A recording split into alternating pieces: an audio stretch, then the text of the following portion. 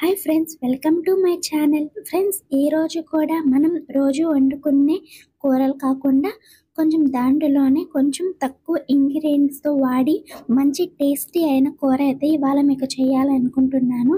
ముందుగా వచ్చి అయితే పొయ్యి మీద పెట్టుకొని అందులోకి ఒక 6 గుడ్లను అయితే వేసుకోండి. దాంట్లోకి ఉడికించడానికి తగినంత వాటర్ పోసుకొని మనం అయితే ఇంకా స్టవ్ అయితే వెలిగించుకోవాలి. గుడ్లు అనేవి ముందుగా మనమైతే పొయ్యి మీద పెట్టేసుకొని ఇప్పుడు ముందుగా అయితే మనం స్టవ్ అయితే వెలిగించేసుకుందాము. స్టవ్ అనేది వెలిగించుకున్న తర్వాత మనం గుడ్లు ఉడికేదానికి కొంచెం టైం పడుతుంది. కొంచెం గల్లుప్పు అనేది వేయండి.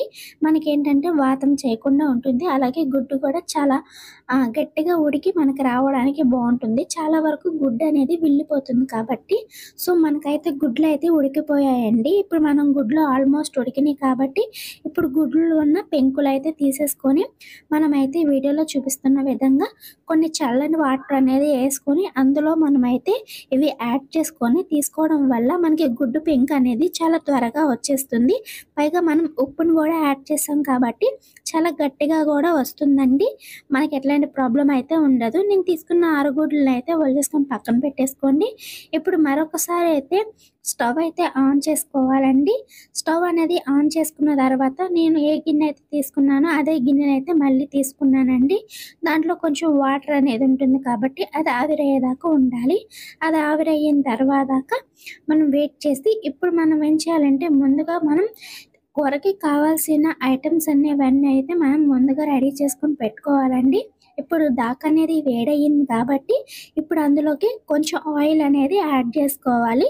4 టేబుల్ స్పూన్ల ఆయిల్ అయితే సరిపోతుందండి. ఎందుకంటే గుడ్లు అనేవి ఫ్రై చేయడానికి చాలా కలర్ఫుల్ అనేది ఉంటుందండి. పచ్చిగుడ్డు ఉడకబెట్టుకొని తింటారు చాలామంది. దానివల్ల కొంతమందికి పడుతుంది, కొంతమందికి పడదు. నాకైతే ఈ విధంగా చేయడం చాలా ఇష్టమండి.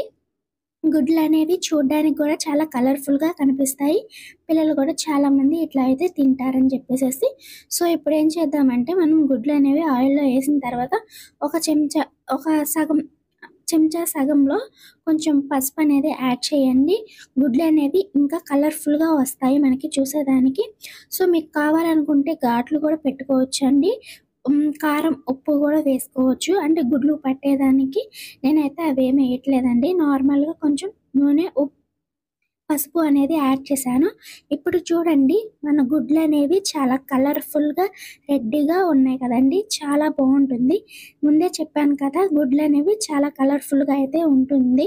ఫ్రెండ్స్, మీలో ఎవరైనా సరే మన ఛానల్ ఇంకా సబ్స్క్రైబ్ చేసుకోకపోతే సబ్స్క్రైబ్ చేసుకొని వీడియోస్ని ఎండ్ వరకు చూసి లైక్ అయితే చేయండి.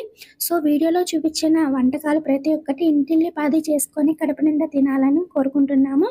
కొంచెం వీడియోస్ లెంత్ ఉన్నా సరే ఫుల్గా అయితే చూడండి, సపోర్ట్ చేయండి. అదే గిన్నెని పొయ్యి మీద పెట్టుకొని అందులో ఉన్న ఆయిల్లోకి కొంచెం ఆయిల్ అనేది వేసుకొని ఒక 2 టేబుల్ స్పూన్లు అయితే జీలకర్ర అయితే ఎక్కువే వేసుకోండి. చాలా బాగుంటుంది, కూరకైతే టేస్టీగా ఉంటుంది కాబట్టి.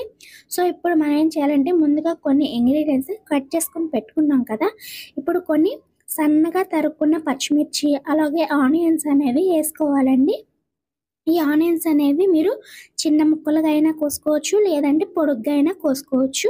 నేనైతే సన్నగా కోసుకున్నానండి. మనం బిర్యానీకి కోసుకుంటాం కదా, ఆ విధంగా అయితే నేను కోసుకున్నాను. ఇప్పుడు వీటన్నిటిని కొంతసేపు నూనెలో అయితే వేగనిద్దాము, కొంచెం లైట్ గోల్డెన్ కలర్ వచ్చేదాకా.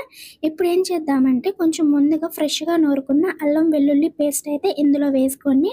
అది కూడా కొంచెంసేపు కలిపి పచ్చివాసన పోయే వరకు ఉంచండి. ఆ తర్వాత మరొకసారి అయితే మనం కలిపిన తర్వాత మొత్తం ఉల్లిపాయకి అలాగే పచ్చిమిర్చికి మసాలా అనేది పట్టేదాకా కూడా ఉంచండి. ఇంతలోకి స్మెల్ అనేది పోతుంది. ఇప్పుడు నేను టమాటాస్ కూడా తీసుకున్నానండి. వాటిని కూడా పొడుగ్గా తరుక్కొని ముందుగానే పెట్టుకున్నాను.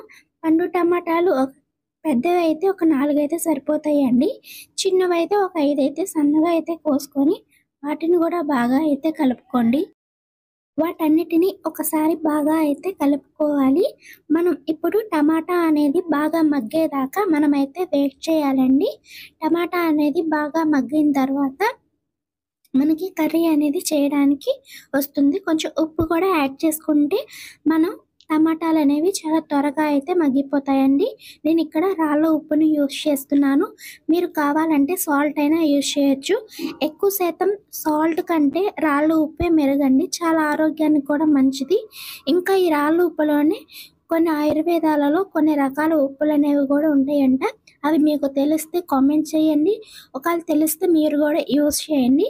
ఇప్పుడు మన టమాటాలైతే ఆల్మోస్ట్ ఒక 50% అయితే ఉడికిపోయినాయండి. ఇంకొంచేపు మగ్గిస్తే మనకి టమాటా అనేది ఇంకొంచెం బాగా అయితే ఉడికిపోతుంది. టమాటాలు ఉడికినాయి కాబట్టి మనం సన్నగా తరుక్కున్న లేత వంకాయలండి ఇవి. ఈ ముక్కలైతే కోసుకొని ముందుగా అయితే పెట్టేసుకున్నాను నేనైతే. అంటే మీరు ఎగ్స్ ఉడికించుకోవడానికి అలాగే ఆనియన్స్, టమాటాలు కోసుకునేవి ఇవి ఎగ్గులు పెట్టేసుకున్న తర్వాత ఎగ్స్ పెట్టేసిన తర్వాత పొయ్యి మీద మీరు కాసేపు ఆగిన తర్వాత వంకాయలు కోయండి. లేదంటే వంకాయలు కండ్రెక్కిపోతాయి.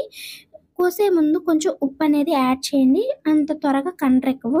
ఇప్పుడైతే బాగా అయితే కలిపేసుకుందామండి. మనకి వంకాయలు మగ్గేదానికి కొంచెం మూత అయితే ఓ 2 మినిట్స్ 3 మినిట్స్ పడుతుంది. సో మనకి వంకాయలు కూడా చాలా బాగా మగ్గాయండి. మరీ అలా అని బాగా గుజ్జు గుజ్జుగా అయిపోయేదాకా అయితే ఉంచమాకండి. వీడియోలో చూపించిన విధంగా వంకాయ అనేది కనిపించే విధంగా అయితే ఉంచుకోండి. ఈ విధంగా ఉంచుకుంటే మన గుడ్డు వంకాయ కూర అనేది చాలా బాగుంటుంది. ఇక్కడ గరం మసాలా అలాగే నేను ఇంట్లో తయారు చేసిన పౌడర్ అనేది కూడా యాడ్ చేశాను. వీటి వల్ల మనకి కూర అనేది చాలా టేస్టీగా ఉంటుంది. ఒక అర చెంచాడు పసుపు అలాగే మీ కారాన్ని తగినంత వేసుకోండి. మా కారం చాలా కారంగా ఉంటుంది కాబట్టి నేను 1 టేబుల్ స్పూన్ వేసాను. మసాలాలు వేసినప్పుడు కారం అనేది తగ్గించుకోవడం వల్ల మనకి మిగతావన్నీ కూడా పర్ఫెక్ట్గా సరిపోతాయి కాబట్టి కారం అనేది నేను తగ్గించాను. మీరు కారం ఎక్కువ తినేలాగానైతే ఎక్కువైతే వేసుకోండి. సో ఇప్పుడు ఏం చేయాలంటే సైజ్ అంతా చింతపుండుని ముందుగా నానబెట్టుకోండి. అందులో ఉన్న పిప్పునంతా తీసేసి చింతపుండు నీళ్ళని మాత్రం ఉంచుకోండి. ఇది కూడా ఏంటంటే అండి కొంచెం అంత గుజ్జుగా కాకుండా అంత ఎగురుగా కాకుండా మీడియం సైజ్ కూర మాదిరి అనమాట. మీరు పులుపును బట్టి మీరు వేసుకోండి. నేనైతే నార్మల్గా కొంచెం అయితే పోస్తున్నాను. ఎందుకంటే మనకి మరి చప్పగా వండుకోకుండా ఇలా చింతపండు అనేది యాడ్ చేయడం వల్ల చాలా బాగుంటుందండి కూర అనేది తినేదానికి. వీడియోలో చూపిస్తున్నట్టు ఖచ్చితంగా అయితే చేయండి. చాలా అంటే చాలా బాగుంటుంది.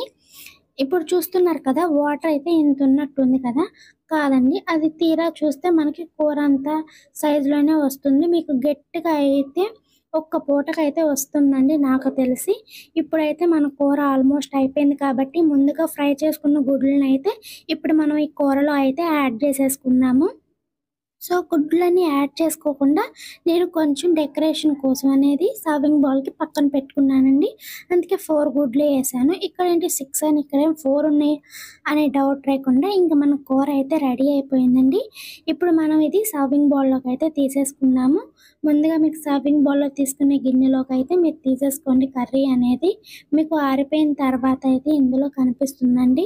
చూస్తున్నారు కదా మనకు అంత పులుసుగా అయితే ఏమి ఉండదండి. కూర చాలా బాగుంటుంది. అన్నంలోకి కలిసే విధంగా మాత్రమే ఉంటుంది.